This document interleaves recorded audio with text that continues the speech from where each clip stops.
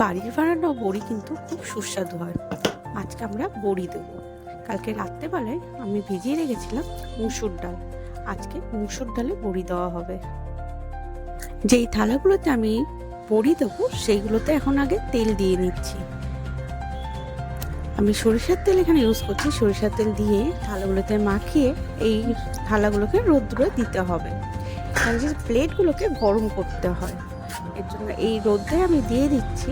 এটা গরম হয়ে গেলে তাহলে তাড়াতাড়ি বড়িগুলো শুকাবে। এদিকে মা বড়ি দেওয়া ডাল রেডি করছে। জলগুলোকে ভালো করে আগে ছেঁকে নিতে হবে। মা ছেঁকে নিচ্ছে জলটা। তারপরে এটাকে মিক্সিং গ্রাইন্ডারে দিয়ে আমরা পেস্ট বানিয়ে নেবো।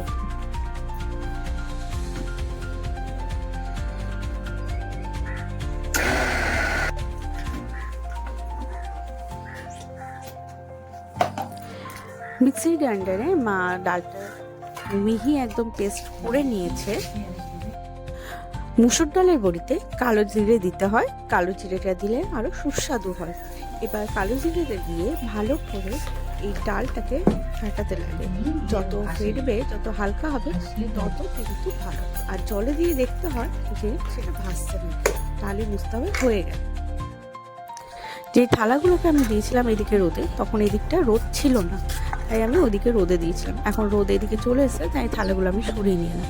এখানে বসে এখন বড়িগুলো আমরা দেবো।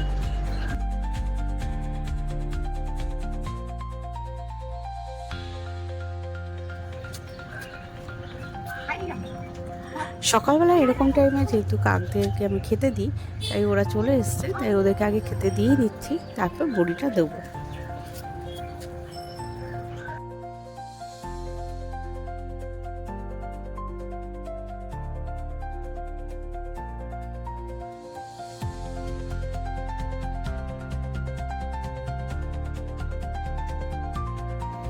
এদিকে বড়ি দেওয়া আমাদের হয়ে গেছে।